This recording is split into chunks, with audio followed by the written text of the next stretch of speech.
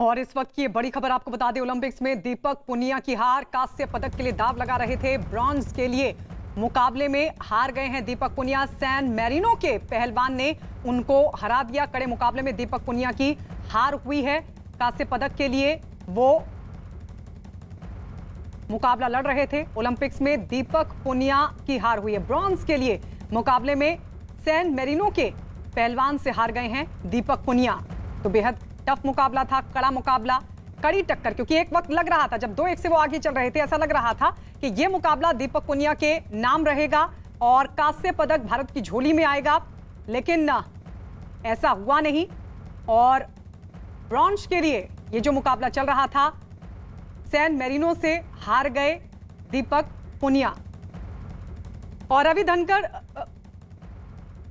प्रदीप धनखड़ हमारे सहयोगी इस वक्त दीपक पुनिया के घर पर मौजूद हैं। प्रदीप, जरा बताइए, क्योंकि देखिए उम्मीद तो बहुत थी, लेकिन हम ये कह रहे हैं कि कम से कम अनुभव लेकर लौटेंगे दीपक पुनिया। जी बिल्कुल, पहली बार जो है ओलंपिक में भाग लिया था। बेहद कम उम्र है, 22 साल के खिलाड़ी हैं। घर पे फिलहाल थोड़ी निराशा भी है, लेकिन जो गांव वाले हैं उनका कहना है कि अब भी वो जीता ही है, क्योंकि उसके लिए बड़ी बात है कि ओलंपिक में उन्होंने हिस्सा लिया। आखिरी चंद जो सेकंड रहे वो बेहद जो खतरनाक रहे हैं। गाँव के कुछ लोग हैं, पूर्व सरपंच हैं, इनसे जानने की कोशिश करते हैं कि आपका बेटा वहाँ पर खेला, कैसा प्रदर्शन रहा, क्या कैसी उम्मीदें थी उनसे? बहुत ज्यादा थी जी, हमारे तो अनुमान का पानी फिर गया जी। बहुत ज्यादा उम्मीद थी, लड़का बहुत तगड़ा था, पर ये है ना ओलंपिक वाले बड़े बड़े पहलवान जा रहे थे, हम तो बहुत ज्यादा मारे थे। बहुत हमारा बच्चा आज तक वहाँ पहुंचा, बहुत बड़ी बात है जी। दुनिया ये भी बड़ी उपलब्धि बताई जा रही है, क्योंकि ओलंपिक उन्होंने खेला, ओलंपिक में भाग लिया है, तो कम से कम एक्सपीरियंस तो उन्हें जरूर मिला होगा। कुछ और आदमी भी इनसे जानने की बात करते हैं। आप दीपक के साथ ही जो है वो खेलते थे, अखाड़े में भी आपने प्रदर्शन देखा होगा, तो कितनी उम्मीदें थी और अब जो हार हुई है उसे किस तरीके से देखते हैं? देखो, उम्मीदें तो मेडल से थी और मेडल था दीपक का, लेकिन दीपक ने उसको डिफेंस में ज्यादा दे दिया, उसको ज्यादा डिफेंस दिया, जिसके कारण उसने अटैक मार दिया और वो दीपक हार गया। कोई नहीं, 22 साल की उम्र का लड़का, आगे फिर मेडल आऊगा, अभी तो बहुत टाइम है। अगली टेक्निकल पॉइंट्स की बात करें तो कहाँ पर चूक दिखाई दिया? चूक यही थी कि दीपक जब 2 मिनट रह गए थे, जब दीपक ने उसके साथ डिफेंस कर दिया, दीपक ने उसको चलाया नहीं, क्योंकि वो थक चुका था। दीपक डिफेंस पे चल पड़ा और उसने लास्ट में अटैक मार दिया, वहाँ पे चूक रहेगी। अब आगे क्या उम्मीदें रहेंगी, कैसे प्रदर्शन देखने को? आगे को दोबारा और ज्यादा मेहनत करेंगे और ज्यादा ध्यान देंगे उसके ऊपर और मेडल लेगा। बिल्कुल गायत्री, जो मायूसी है साफ देखी जा सकती है, लेकिन हौसले अब भी बुलंद है, क्योंकि आने वाले समय में और भी कई सारी खेल में हार जीत लगी रहती है और हार के बाद एक जीत की बड़ी इबारत लिखना ही एक बड़े खिलाड़ी की पहचान होती है। हम लौटेंगे आपके पास, प्रदीप आप बने रहिए। मलय नीरव हमारे साथ वरिष्ठ खेल पत्रकार लगातार बने हुए हैं। सर, हमारे लिए तो खेलना ही बहुत बड़ी बात है, लेकिन आप लगातार इस पूरे मुकाबले की बारीकियों को भी देख रहे थे, कहां से चूक गए दीपक?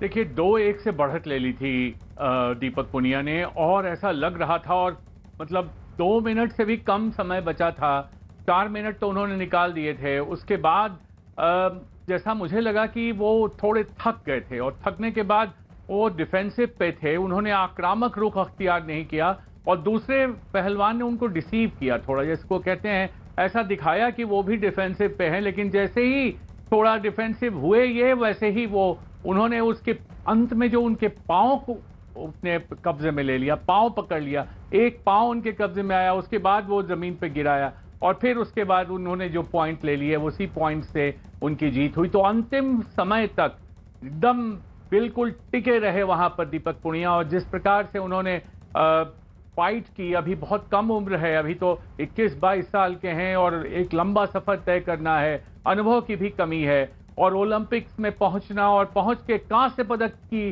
जो फाइट है, जो कुश्ती है, उसमें हिस्सा लेना, और उसमें भी सैन मैरिनो के पहलवान के सामने घुटने नहीं टेकना, एक अच्छी फाइट देना, एक अच्छा संघर्ष करना, तो आने वाले के दिनों के लिए बहुत अच्छा, भारत की कुश्ती के भविष्य के लिए दीपक पुनिया बहुत अच्छा संकेत। जी, कम से कम अनुभव लेकर लौटे। सर, जो बात आप कह भी रहे थे, आप कह रहे थे कि रवि दहिया की सिचुएशन में है कि सिल्वर तो हाथ में है ही, आप बिंदास खेलिए, गोल्ड अगर आ गया तो ये बड़ी बात होगी, लेकिन दीपक पुनिया की सिचुएशन में आप कह रहे थे कि एक एक पदक के लिए अगर लड़ाई होती है तो कहीं ना कहीं प्रेशर काम करता है। क्या वो आपको लगता है दीपक पुनिया पर रहा? क्योंकि कल अपने प्रतिद्वंदी को कड़ी टक्कर दी, वो अलग बात है कि मुकाबला वो नहीं जीत पाए। आप दबाव तो रहता है जब आप ओलंपिक एरिना में प्रवेश करते हैं। मलय सर, आपको अनुभव नहीं है, आपने जी मैंने कहा कि दबाव तो रहता ही है जब आप ओलंपिक एरिना में प्रवेश करते हैं, और इस प्रकार से जब आप प्रवेश करते हैं और वहां पे आप देखते हैं कि किस तरह से पूरी दुनिया की नजर आप पर लगी हुई है, और आपके सामने जो पहलवान है कोई ऐसा वैसा नहीं है सैन मैरिनो का ये जो पहलवान, और बहुत ही बिल्कुल देखिए मैं कहता हूं बराबर का मुकाबला था, मगर फिर भी बढ़त ली थी, शुरुआती बढ़त ली, और दीपक पुनिया ने 1 मिनट के लिए ऐसा लगा मुझे कि जो उनका प्रतिद्वंदी था वो थोड़ा सख्ते में आ गया, मगर उसके बाद जो लास्ट के 2 मिनट से आखिरी 2 मिनट थे बहुत ही ताकत का जबरदस्त ताकत की आजमाइश हुई दोनों तरफ से, और अंत में थोड़े थके हुए से दिखे मुझे दीपक, थोड़ी सी थकान उन्हें थी थोड़ी सी, और उसमें जो उनको ऐसा लगा कि अभी ये डिफेंसिव खेल खेल रहा है मेरा प्रतिद्वंदी,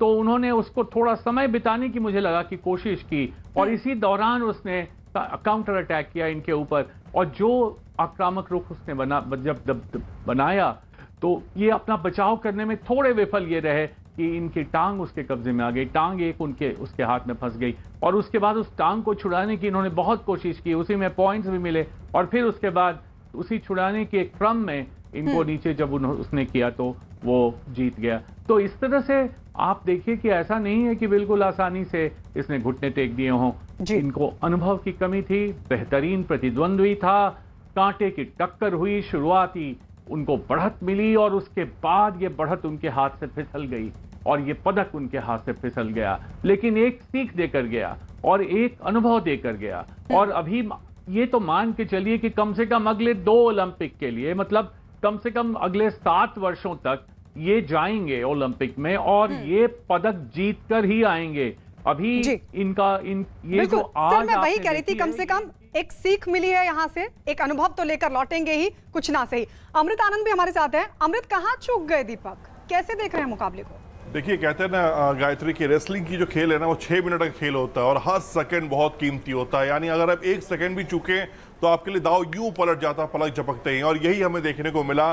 दीपक पुनिया इतना अच्छा खेल रहे थे, लीड बना कर रखे हुए थे, लेकिन आखिरी 10 सेकंड का जो रोमांच रहा और आखिरी 10 सेकंड जो रहा, शायद ये दीपक कभी भी अपनी लाइफ में नहीं भूलेंगे, अगले ओलंपिक तक तो नहीं भूलेंगे कि आखिरी 10 सेकंड में अगर उन्होंने वो गलती ना की होती तो शायद आज कुछ अलग ही एक होता और उनके गले में ब्रॉन्ज मेडल होता। तो मैं कहूंगा कि जो पहलवानी के खेल है ना वो आखिरी सेकंड तक अपनी पूरी ताकत, अपने पूरे होश के साथ खेलना होता है, और आपने थोड़ी सी भी गलती की तो सामने वाला पहलवान आपको चित कर सकता है, और यही हुआ। आखिरी 7 से 8 सेकंड में एक ऐसी गलती करके दीपक पुनिया जहां से एडवांटेज लेके चले गए अपोनेंट पहलवान। अब कम से कम ये गलती आगे कभी नहीं होगी, ये सीख तो उनको मिली है। भोपाल हम सीधे रुक कर रहे थे, मनोज इस वक्त हमारे साथ मौजूद है, हमारे सहयोगी। मनोज, बच्चे आपके साथ मौजूद हैं, जरा बताइए तो क्या कह रहे हैं? बच्चे पहले तो उनको रवि दाहिया के रूप में खुशखबरी मिली, उसके बाद थोड़ा सा उनके चेहरे पर मायूसी आ गई। दीपक का खेल आपने पूरा मैच देखा था, क्या मतलब कहीं क्या कुछ कमी क्या रह गई? उनके पास थोड़ी सी कमी रह गई, उनको पैर बाहर ले जाना चाहिए था, उससे वो जीत जाते। लास्ट के सेकंड बचे, उनको डिफेंस करके चलना चाहिए था, बाकी उन्हें बहुत अच्छे लड़े अपने हिसाब से। और दीपक ने खेला तो बहुत अच्छा ना? यस, बहुत अच्छा खेले वो, उनके हिसाब से अभी वो काफ़ी यंग है, इस एज में ओलंपिक जाना भी बहुत बड़ी बात है। वो ओलंपिक गए, ब्रॉन्ज मेडल तक पहुंचे, 4th पोजीशन भी बहुत बड़ी बात होती है ओलंपिक में। अच्छा, यस। आपकी इच्छा भी है ओलंपिक जाने की? यस। आज दीपक ने क्या सिखाया आपको? उन्होंने सिखाया है कि लास्ट मोमेंट पे हमेशा कुश्ती चेंज हो जाती है, लास्ट मोमेंट का हमेशा ध्यान रखना चाहिए। अगर आप पॉइंट से थोड़ा आगे चल रहे हैं तो आपको डिफेंस करना, ट्रेनिंग स्टार्ट करना चाहिए। ये आखिरी मोमेंट की बात कर रही हैं आप, सारे के सारे रेसलिंग के अपने भविष्य की तैयारियां कर रहे हैं, ये आखिरी मोमेंट वाकई बहुत काम के होते हैं ना? बहुत काम के होते हैं ना? बहुत काम के होते हैं। आखिरी मोमेंट में कुछ भी हो सकता है, मोमेंट में बाकी बहुत अच्छे लड़े, लेकिन लड़े बहुत अच्छा वो ना। आप में पूरे मैच में आप बिल्कुल टकटकी लगा के बैठी थी, तो रवि के मैच में और दीपक के मैच में सबसे ज़्यादा आपको क्या एक बुनियादी फ़र्क दिखा? दोनों के मैच में ये दिखा कि लास्ट में जो लास्ट का, जैसे आपने रवि कुमार की कुश्ती हुई थी, उन्होंने लास्ट में भी पूरी जिद्दारी से लड़ी थी, और दीपक जी को ये चीज़ पता थी कि मुझे अब मेरे स्कोर मतलब ज़्यादा हैं, तो उनको बस डिफेंस करके चलना था और उनको इस चीज़ का ध्यान रखना था कि अपोनेंट को पैर ना पकड़े, पर वो गलती हो गई उनसे। हमारे साथ रेसलिंग के कोच भी हैं, आप मतलब टेक्निकली हमें समझाने की कोशिश करेंगे, क्योंकि ऐसा आखिरी वक्त तक लग रहा था कि आज भारत की झोली में एक पदक और आने वाला है दीपक के रूप में। देखिए, दीपक के रूप में निश्चित रूप से पदक भारत की झोली में ब्रॉन्ज मेडल में मान करके चल रहा था। पहली बात तो दीपक को अपनी कुश्ती में एक अटैक मार के 2 पॉइंट दीपक ने स्कोर अर्जित किया। उस 6 मिनट के बाद दीपक ने ये कोशिश नहीं की कि मैं मेरे स्कोर की संख्या बढ़ाऊं। वो ये चाहता था कि मैं 2 और 1 के स्कोर में कुश्ती जीत लूं। और जब कुश्ती आखिरी टाइम में आती है, मतलब ही वाज नॉट एग्रेसिव नहीं थे, मतलब वो और एग्रेसिव होना था। अटैकिंग एग्रेसिव नहीं था, वैसे एक्टिव था वो। लेकिन उसको क्या है कि जिस तरह से वो खींच के पीछे जाता है, वो 2 स्कोर और कर लेता है। मनोज लौट रहे हैं, मनोज लौट रहे हैं। आपके दर्शकों को यह भी बता दें कि प्रधानमंत्री नरेंद्र मोदी ने रवि कुमार दहिया के सिल्वर मेडल जीतने पर उन्हें बधाई दी। पीएम ने ट्वीट करते हुए लिखा, रवि कुमार दहिया एक बेहतरीन पहलवान है, उनकी भावना और लड़ने की क्षमता बेजोड़ है। टोक्यो ओलंपिक्स में सिल्वर मेडल जीतने पर उन्हें बधाई, भारत को उनकी योग्यता पर गर्व है। तो ये प्रधानमंत्री मोदी की तरफ से बधाई दी गई है रवि दहिया को। प्रियंका हमारी सहयोगी रवि दहिया के घर पर ही मौजूद है। प्रियंका, जरा दिखाइए तो और बताइए घर वाले अब क्या कह रहे हैं। प्रधानमंत्री उनको बधाई दे रहे हैं और ये कह रहे हैं कि जिस तरीके का प्रदर्शन रवि दहिया ने किया वहां पर पहुंचकर, वो अपने आप में गर्व की बात। परमात्मा की सबकी दवा है, उनकी मेहनत है जी, और कोच की और देशवासियों की और गवांड के गांव के सभी की दवा है। और इस दवा से जी उनकी मेहनत भी सफल हुई जी, 2nd पोजीशन में आ गया जी। बहुत अच्छी खुशी है पूरे गांव के देश को जी। अच्छा, ये बताइए कि ये सुनने में आया कि आप पहलवान बनना चाहते थे और आपने अपना सपना बेटे के थ्रू जिया है। हम जी, हमारे घर का कोई ब्योत नहीं था जी, जमीन भी नहीं है घर की, 2-4 बीघा जमीन है किले से कम। और जी हमने परिवार में छोटा भाई था, वो खाड़े में छोड़ दिया। घर का कोई ब्योत नहीं था, हम भी छोटे कराया करते पहलवानी। फिर जुनून था, फिर भाई छोटा, वो भाई भी सतर पर नहीं पहुंच पाया। और हमारे रवि है जो, ये तो पूरे देश का हो गया।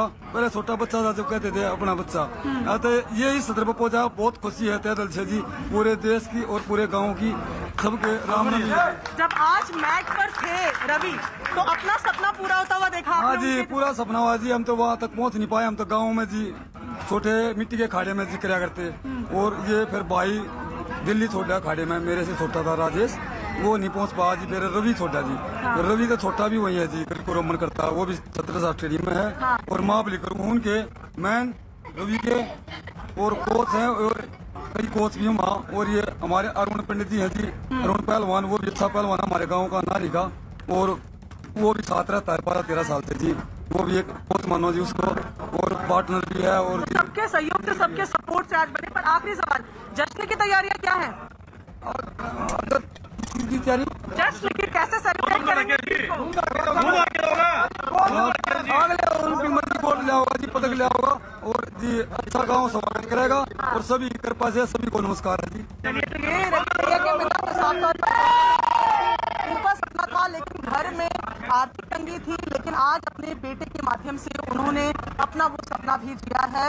और रवि सिल्वर मेडल लेकर जब गाँव वापस आएंगे तो भव्य स्वागत उनका किया जाएगा। गणेश के साथ प्रियंका कांडपाल, न्यूज़ 18 इंडिया, सोनीपत। तो प्रियंका रवि दहिया के पिता से बात कर रही थी और वो बता रहे थे कि जब वो मेडल लेके वतन वापस लौटेंगे, देश वापस लौटेंगे, तो जबरदस्त तरीके से सेलिब्रेट किया जाएगा, जश्न मनाया जाएगा, क्योंकि देश का गौरव बढ़ाया है रवि दहिया ने सिल्वर मेडल भारत की झोली में लाकर। और इस सब के बीच आपको बता दें, हालांकि गोल्ड को लेकर उनसे बहुत सारी उम्मीदें थी, लेकिन जिस तरीके का अनुभव रवि दहिया का है, उम्र भी कम है, अनुभव की भी जाहिर तौर पर कमी रही, लेकिन वहां तक खेले, देश का गौरव बढ़ाया, जबरदस्त टक्कर दी 2 बार के चैंपियन को। यह अपने आप में बड़ी बात है। और इसी के साथ सिल्वर मेडल रवि दहिया के नाम। और इस बीच आपको बता दें, टोक्यो ओलंपिक्स में रवि दहिया के सिल्वर मेडल जीतने पर हरियाणा के सीएम मनोहर लाल खट्टर ने उन्हें बधाई दी। इस वक्त हमारे साथ हरियाणा के मुख्यमंत्री मनोहर लाल खट्टर खुद फोन लाइन पर जुड़ गए हैं। सर, इस पूरे मुकाबले को कैसे देखते हैं? सिल्वर मेडल देश के नाम। देखिए, बहुत कांटेदार ये मुकाबला था, एक बराबरी सा का खेल था। बहुत मामूली अंतर से ही रवि मानो सिल्वर पर संतोष करना पड़ा। अच्छा होता कि वो गोल्ड मेडल लेकर के आते, लेकिन फिर भी आखिर सिल्वर मेडल जो मिला है, इसके लिए भी देश का नाम उन्होंने ऊंचा किया है। मैं रवि को अपने सब उनके जो कोच हैं उन सहित बहुत बहुत बधाई भी देता हूं कि रवि जो है सिल्वर मेडल लेकर के आया है।